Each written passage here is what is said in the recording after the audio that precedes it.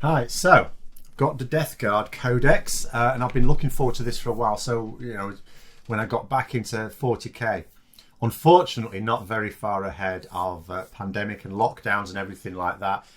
Death Guard were going to be one of my two main 40k armies. Death Guard and Necrons are the ones when I played 40k many years ago. Those would be the ones I would play. It wasn't really Death Guard then, it was Chaos Space, but it was Nurgle Chaos Space Marines with Plague Marines and all the rest of it. And so I was looking forward to this. It has not gone smoothly, however. I did, because I pre-ordered it, and I did get the Codex on the Saturday, so on the release date. Now, quite a lot of my pre-orders have not come on the release date so far. Slow with the mail and stuff like that. Now, I have said I thought Games Workshop should really just release it a day earlier so that people can get it on the day. And if some people get it the day before, who the hell cares? But it is what it is. I got it on the day itself. I was able to get straight down to it. Brilliant. So then what I thought, once I'd had a read of it and I've taken a few things in, I thought, okay, I'm going to try and work out what army I would build, because when I played my first few games of 9th edition, I was playing with Death Guard. I'd painted up some Death Guard very, very roughly. I'll be getting some better ones done. And it did not go well. Now, of course, I'm not a veteran player. Inevitably, I would make mistakes. And the encouraging thing for me is I did learn where I'd done things wrong. But there were also things that were just going wrong, and I just thought... My demon prince was constantly shot off the board. Didn't matter what I did. Like the first game, I realised, I know I made a mistake. I didn't have him surrounded by troops, so he was there to be shot at. He was hidden behind terrain, but that makes no difference when someone can just teleport in straight away, or have shooting that doesn't require line of sight, which is not hugely common. But, facing facts, I'm not going to be building myself up for tournaments, at least not anytime soon. Probably not ever, but who knows. I'm building myself up to play in my local gaming club, which is not even possible at the moment, and it is a game.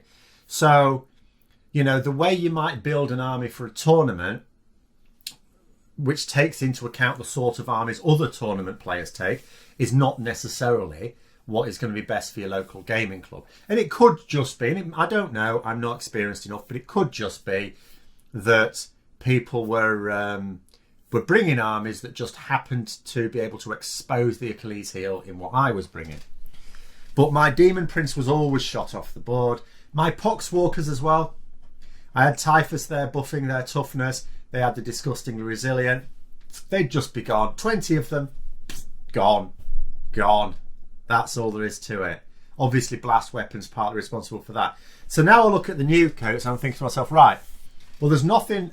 the Disgustingly Resilient for a lot of the stuff is actually sort of good now. Is good in some ways, not so good in others.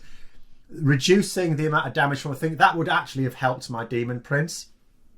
Poxwalkers doesn't help them at all, because obviously the new Poxwalkers, they don't get Disgustingly Resilient because there's no value to them. Disgustingly Resilient now, instead of giving you a 5-up extra save after your normal save, which of course they don't get, is just reduces the damage of wounds against you, unsaved wounds. Which for a Poxwalker is useless because they have 1 wound. Plague Marines, of course, now have 2, so it's useful to them and would be useful to a Demon Prince. So the Poxwalkers now get effectively a 6-up feel no pain. Something. But it's not going to help them any better than what I had before. They've now got toughness 4 flat, so without taking Typhus, and Typhus is a messy one to take now, so I'm not planning on that. So I'm going to go through the army list I've thought of in the first instance, but then by the time I get to play a game with them, I'll probably have gone through lots of different ones. But in terms of disappointments, I'll go through first of all. It's not really disappointing with the Codex. I like the Codex. Couple of disappointments for me. One, the app. So when I read it through and I wanted to try making some armies, I went for the app, got the tablet out. I'd done a video recently on my thoughts on the app, and there's a lot of work to be done on it. There's a lot of things it falls down on. But for just tapping out a few armies, if you're reasonably familiar, I would say the app, now that I've used it a bit more, if you're not very familiar with the Codex, it's not very user friendly. But if you are and you sort of know what's what, then it's okay, it's good. So first of all, I tried that on Saturday and it was the old. It hadn't been updated with the new Codex. So I emailed in and they said, it should be dropping around about lunchtime on the Monday. Lunchtime Monday didn't get done till Monday evening. But then it was there, and I thought, okay, it's now there at least. But some mistakes in it. So you still can't, it's very difficult. So, for example, my Plague Marines. 2 ways to go with the Plague Marines, really. Do you want them shooting? Do you want them close combat? And I'm thinking now, instead of taking the blessed number of 7, which is what I did before, with blast weapons, forget it. I'm just taking units of 5. That's all there is to it. I'm just taking units of 5. And now for a combat block, there's no point in taking more than that anyway. So you could have a champion with, say, a Power Fist. You can have another Plague Marine with 2 Plague Knives. You can have another one with a Cleaver, another one with a Flail of Corruption, and another one with like an Axe and a Mace. And taking the Axe and the Mace can be quite handy as well, because if you have 2 Plague close combat weapons, you get an extra attack, even though you'll only use one of them. You don't have to just use one of them, but if you do. So taking the other one, if you've got 3 points spec, you get an extra attack with the one you would use. So that's quite nifty. But there's your 5 anyway. So if you were to take 10, you would be able to take 2 Flails of Corruption, 2 Great Click Cleaver, stuff like that. But you'd only have 1 champion still. So of a block of 10, you'd only have 9 that are kitted out for better than just a Plague Knife close combat. Albeit one of them would just have 2 Plague Knives, but at least it's an extra attack. And one of them would just have their bolt gun. So you think, well, you're actually just better off taking 2 units of 5, and you've got 2 champions in your 2 units of 5 anyway. Why take 10? And then you've got blast weapons and all the rest of it. So just units of 5.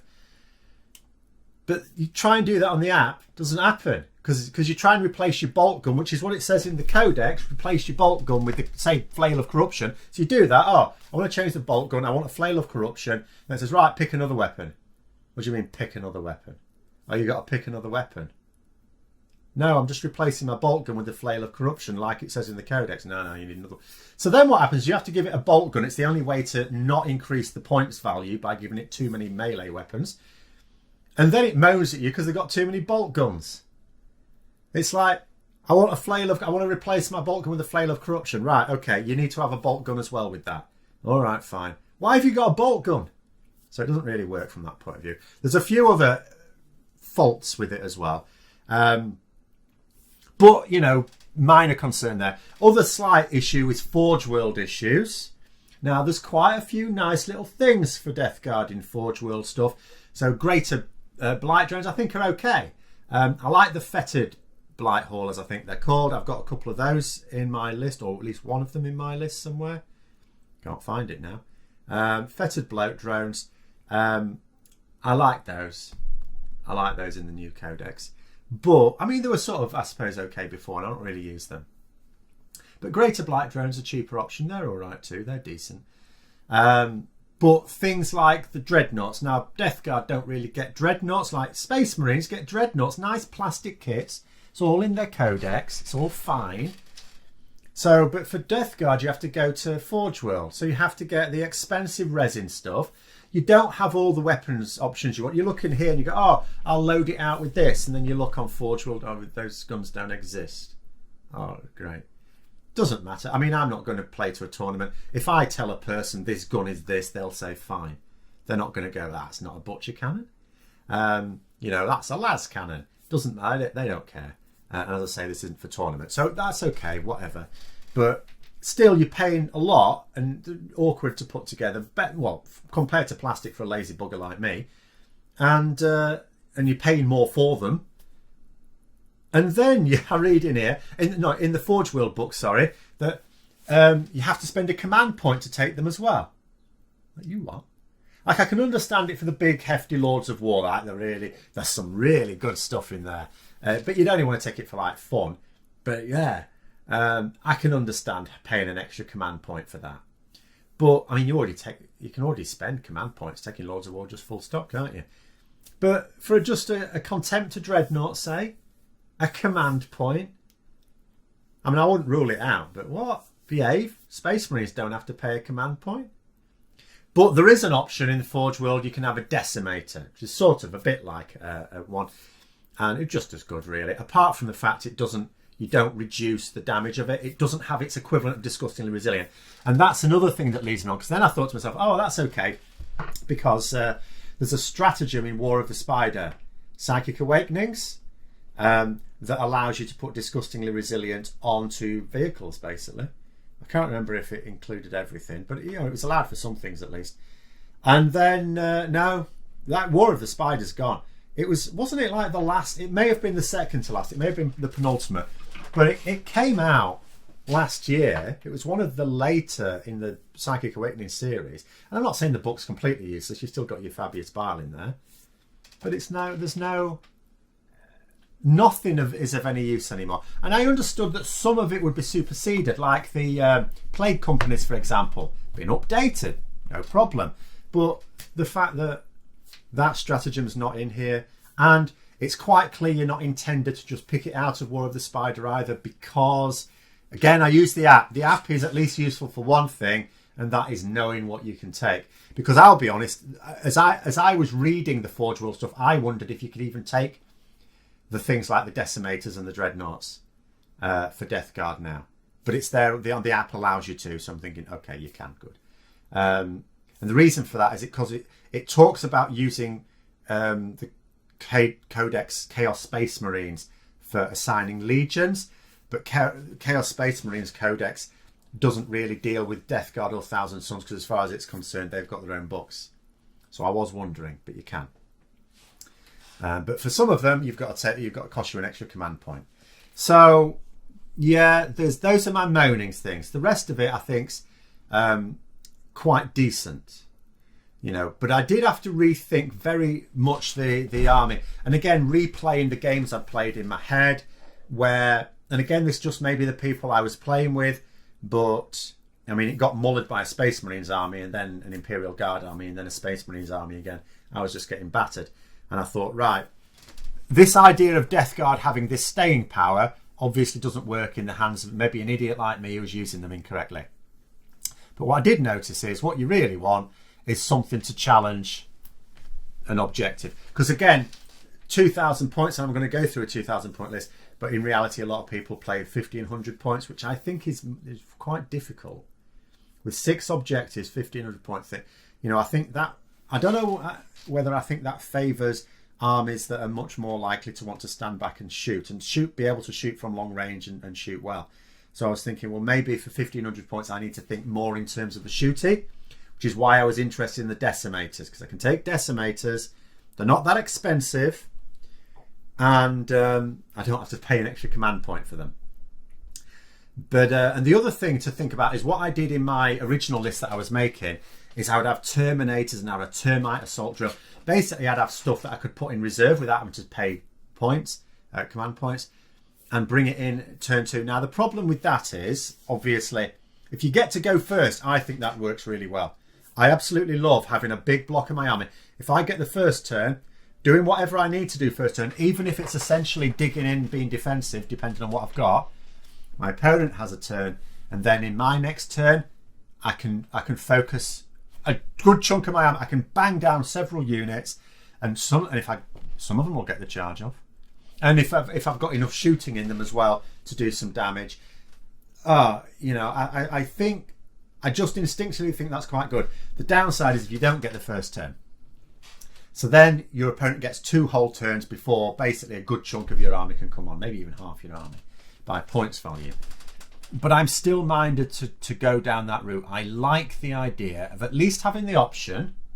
Now, I'll go through my list and sort of explain how, in some regards, you could have the option. Because another thing is Terminators don't have to half their advance move. Unless I've missed something and I've tried looking, I can just advance. So if I do need to start them along with everything else, they're not. Because that was the thing about Terminators. I always felt, I've got to teleport strike them, because they're just going to be so slow to get anywhere.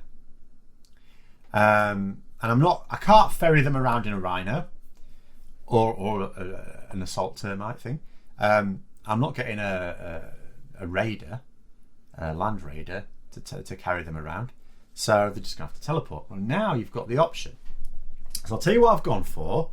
So I've gone for a wretched one because I like my psychic stuff. And although I've not put a Demon Prince in this list, because do you know what? I just have bad luck with that. I will intend to put one in at some point, but for now, I've just thought, oh, the other thing is, well, I just want so many units in there that I'm thinking to myself, look, be sparing with the HQ choices. Do I really need a Demon Prince? No, I don't. But I've gone for my Warlord, a Lord of Contagion. I absolutely love, as soon as you could, because Lord of Contagion was useless, as soon as War of the Spider came out and you could give it the reroll once to hit, for, you know, to buff surrounding units, I thought, oh yeah, all for that. And of course now, with 9th edition, that ability, as soon as any army gets its new codex, that ability effectively only applies to core units. So that happened with Space Marines. It's also happened with Death Guard, but that's fine because, you know, your Terminators are core, so that's fine. It works on them. So Lord of Contagion, and I've given him Rotten Constitution, which is a defensive one, because I am wary. You know, again, there could well be a plan to knock him out of the sky. For my opponents will want to just, you know, he's going to put himself in danger. He's not hanging back. He's going to put himself in danger. So I thought, try and give him a bit of defensive nature. And I've now completely forgotten what that does. But that is annoying. But I remember it's a defensive one.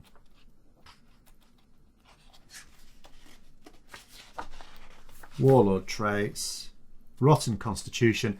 Add 1 to the toughness, so it'll be toughness 6. Which again, I mean, there are enough weapons, heavy bolters, things like that, that are strength 5, so that could be useful. Also, each time an attack with an armor penetration characteristic of -1 or -2 is allocated to the Warlord, that attack has an armor pen of 0 instead. Well, that's handy. Terminator got 2+ armor save, so 2+ save. If you can basically ignore armor pen of -1 or -2, that's handy. I mean, there was another trait I could potentially give, which is again a hulking physique, a defensive one. Add 1 to their wounds, and also an unmodified wound roll of 1 to 3 will automatically fail regardless of anything.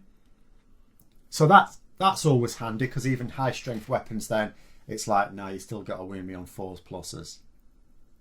So I did think about that, but I just thought the armor pen and the +1 toughness, like as I say, heavy bolter, stuff like that, very useful. Then I went for a Malignant Playcaster, and I went for Wretched so that I could buff this one. So he has, so give him the extra psychic power, also the relic that's associated with that, which means that when, I mean, there's sort of a bit of a rule anyway when they cast, but when they cast, if you get a 7+, they will be able to do D3 mortal wounds on nearest enemy. Is it the nearest, or you can just pick one within range? I think it might be nearest. And if you don't, as long as you successfully cast it, if it's not on a 7+, you still do a mortal wound to them. So I thought that was quite handy, and also they'll be able to re-roll one of their psychic tests per turn. So I thought that's useful, you know. So Malignant Playcaster, really good psychic Playcaster. And those are my HQ choices. Then for the troops, 2 units of Plague Marines. I've got 1 shooty, 1 close combat. So the close combat is as I've described. So a Plague Champion with a Plasma Pistol and a Power Fist. One with Bubotic Axe and Mace of Contagion. As I say, you can't use both, but you get an extra attack by the fact you've got the both. One with a Great Plague Cleaver, which I wouldn't ordinarily want, but for the sake of having one with a combat with, because I can't choose to take 2 with a Flail of Corruption unless I have 10, in which case I might as well just have 2 units. And a Plague Marine with an extra Plague Knife, which you can't put in the app. So I'm reading off this and it doesn't have that, but that's because you can't put it in the app. You can't actually tell it to have an extra Plague Knife, even though you quite clearly can in here. Then the next Plague Marines one, so Plague Champion, I've got a Plasma Gun, because this is going to be the shooty one, just hangs back on an objective. So a Plasma Gun, a Blight Launcher, a Melter Gun, which, okay, not got the range, but something eventually is going to close with it, and just a couple with Bolt Guns. Then a unit of 20 Poxwalkers. I was thinking of reducing the number of Poxwalkers and maybe getting like a Contagion. So one Deadly Pathogen that's quite useful in here. A little bit with like the Necrons, with your like Cryptek. You know, you can get abilities for them, pay points for getting extra abilities, which is really handy. You know, you can do this with a champion as well, doesn't have to be a character. And And there are some nice ones. You know, I like Vicious Death is the cheapest one. That's the one, or Befouling Runoff one. If you've got an attack where you have to roll to determine how many attacks you get, which I think might include the Foul Blight Spawn, so I think I'd considered it for that because it's D6 attacks with its Plague Spewer. You know, you can re-roll that. What was the other one that's just 10 points? Befouling Runoff. Each time an attack is made with this weapon, the target does not receive the benefits of cover. But there are some decent ones in there. Explosive Outbreak, I think, was a good one. Each time an attack is made with this weapon, an unmodified hit of 6 scores an additional hit. So I almost thought about getting that for my Warlord. But we'll leave it as it is. You can improve the armor penetration characteristic of the weapon you're using, which is 20 points. So, you know, I did think about that, and I could have got rid of 4 and just had 16 Poxwalkers and done that. And maybe I would. But for now, I've got the 20 Poxwalkers. Again, I'm sure they'll be obliterated just like they were before. But, you know, part of me is just thinking, do you know what? It's 100 points. If I give them the... now, in terms of the chapter approved secondaries... It's worth going on to this now. So I always think, like, when I've looked at some of the specific ones in the codices, some of them are quite good. The Necrons, I think, are absolutely dreadful. I don't care what anyone says, they're awful. But for the Death Guard one, I'm sort of going around and about here, but they're okay. You know, some of them, depending on what you take. And Shadow Operation, Spread the Sickness. Now, this is an action. And it says 1 unit from your army can start to perform this action at the end of your movement phase. Now, that's quite interesting. Come to that in a moment. If it's within 3 inches of an objective marker that's not been contaminated. A unit can start this action while there are enemy units within 3 inches. Oh, cannot start it, sorry, but that's normal. The action is completed at the end of your turn. When the action is completed, you can choose one of the following. So you can either roll a d6. On a 4 up, the objective marker is contaminated. Or you can just take D3 mortal wounds on the unit, and then the objective marker is definitely contaminated. So it's like 50-50, or do you just take D3 mortal wounds? Poxwalkers, do you know what? I'll take D3 mortal wounds if you don't mind. And you score 3 victory points at the end of the battle for each objective that's been contaminated. And here's what I'm thinking. Like, end of the movement phase, that means you can do an action and still move. Because you can't carry out an action if you've fallen back or advanced. But if you've just made a normal move, making a normal move cancels an action. But if you don't start the action until the end of your movement phase, and it completes at the end of your turn, you can make a normal move to carry out the action, and then you get it completed at the end of the turn. So what I'd be thinking is, Poxwalkers, right? Make a normal, set up, preferably hiding near an objective. Make a normal move past the objective, but keep someone within 3 inches of it, moving towards the next one. End of the movement phase, start that action. That's 3 victory points. And then hopefully... Now, if they all get blown away there, at least they've got your 3 victory points. But if they don't... And you can still do the same thing on a different unit later in the game. But if you... In the next turn, they're still alive. Enough of them are still alive. Move to the next objective, start your action again, unless your opponent's got something near there. And that's another thing. So your opponent will see that you're going to get 3 victory points if you allow them to do that. So they may have to divert forces to prevent you doing that. So, you know, I can see potential in that with the Poxwalkers. But anyway, on to my elites. Time's getting on, I'm waffling on. And I've gone for 5 Blightlord Terminators. I like the Terminators. I liked the Terminators before this codex came out. The Blightlord Terminators. I like both Terminators now. So the Blightlord Terminators, so champion. With Bale Swords, I thought, for this unit. Mostly for cracking open... because thinking about it, the Bale Sword gives you +1 strength, but -3 to the AP. So good for cracking open Chaos... Or any Space Marines, come to that. Space Marines in general. And, you know, there's people at the club that play Space Marines. The Bubotic Axe gives you +2 strength and -2 AP. The +2 strength isn't going to make enough of a difference against most of the stuff I'd come against. You know, +1 strength will be enough to be wounded on 3s. But anyway, so Blight Lord champion, all with Bale Swords, Blight Lord champion there. Blight Lord Terminator, I say all with Bale Swords, this is the exception because it's got Flail of Corruption. Then I've got one with a Blight Launcher, one with a Combi Melter.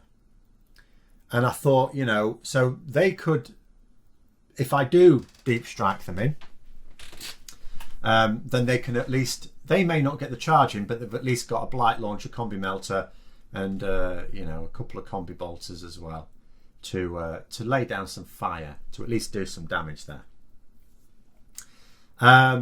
Then 2 Death Guard Decimators from the Forge World with a Decimator Claw, and on this one it says Hellflamer. It's absolutely not a Hellflamer, but again the app's not really working too well. In fact, on the Forge World Compendium there are errors, but in fact it's the conversion gun thing that I would give it. I have thought about just giving them 2 sets of guns and having them stand back and shoot, but I did think to myself at some point someone's going to want to close on my rear ranks probably, so give it maybe just one of them a close combat weapon. Maybe I give one of them to the double guns and one of them a close combat weapon. We'll see. It would be the same points either way. Then Death Shroud Terminators, because I like these now as well. The Chimes of Contagion, you give your champion a Chimes of Contagion, which extends their contagion, because that's the big thing now. Your Death Guard have a miasma around them. It's 1 inch around them in the first turn. I'm going to be looking for it now. But it increases over the course of the game. So, and any enemy unit that's within this range, it's like aura, this miasma, has its toughness reduced by 1. So battle round 1, 1 inch range. Battle round 2, 3 inch range. So when they deep strike in, if that's the plan, I think that is going to definitely be the plan with the Terminators. The Chimes extends that aura by 3 inches. So it'll be 6 inches to begin with. Okay. And then in turn 3, it'll be, you know, it becomes 6 inches for everyone. So for them, it'd be 9 inches. Turn 4, it's 9 inches for everyone, but then for 12 inches. So I think that's worth it. It costs a bit. I think it's 15 points, but I think it's worth it. And then I've gone for a unit of 5 of them. You can just have a unit of 3. They sort of have a bodyguard aspect to them as well. So if any character that has, it wouldn't, I don't think it'd work on a demon prince. It has to have fewer than 9 wounds, which a demon prince does, but I don't think it's allowed to be a monster, but I can't remember that. But it would certainly work on my Lord of Contagion. If he's within 3 inches of them, you can't shoot him. That's all there is to it. You can't shoot him.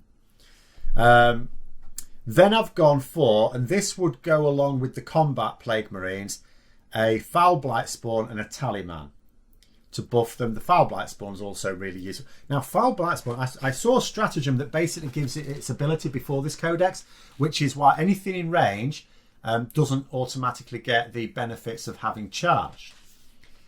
And then I thought to myself, oh, that's a stratagem now. So what does a Foul Blight Spawn actually do? Because that used to be their thingy ability. It's really good now. So their normal one is Putrefy Instinct. At the start of the fight phase, you can select 1 enemy unit within 3 inches of this model. So you just pick 1, but quite a lot of times you'll only be 1 within 3 inches anyway. That unit is not eligible to fight this phase until after all eligible units from your army have done so. So if it's your opponent's turn, they've charged in, say, oh, you're going last. What? You're going last. I'm going to go first. No, I charge. Okay. I'm smelly, you see. So that works even better, really, because although it can only work on 1 unit, I mean, you can use the stratagem to do something similar on the others. This is better because it's not just losing the benefits of charging; it's just going last. So that's really handy. And the Talisman, of course, you can also get yourself extra command points with that. Now, I did wonder, again, would I put them with the combat group? Because the combat group, because I have also got I like the Death Guard Terax Patterned Termite. Again, it can deep strike effectively. It's quite expensive. It's a lot more expensive than a Rhino. It's also beefier. I don't like the fact, I mean, again, I used to be able to give it disgustingly resilient. I can't now.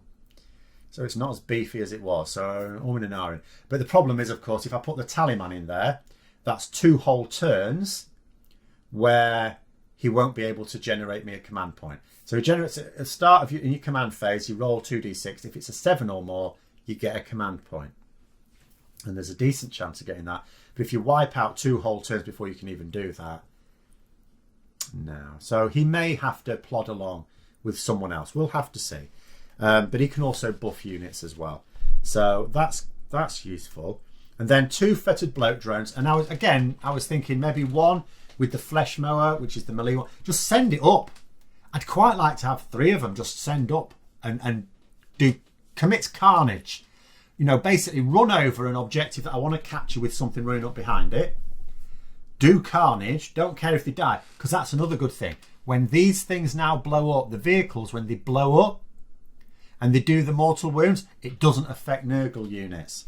You know, I'll read you one off. In fact, I'll read it off for the fettered bloat drone because I absolutely love this.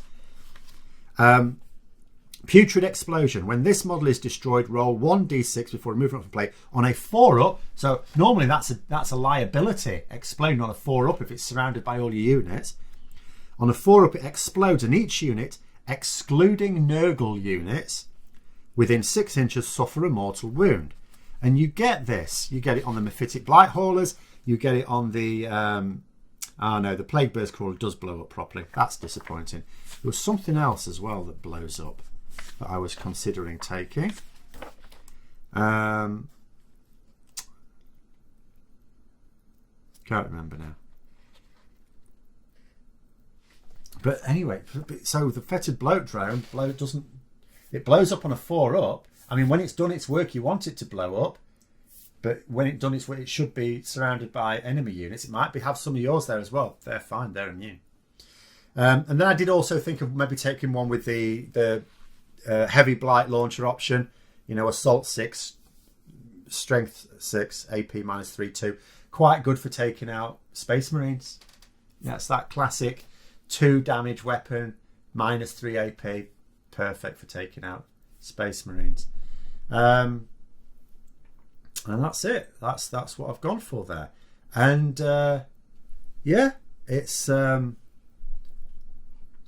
quite useful, I think. I think when I imagine the way games have gone, I look at this and I think, yeah, this could work. It'd be worth trying out anyway.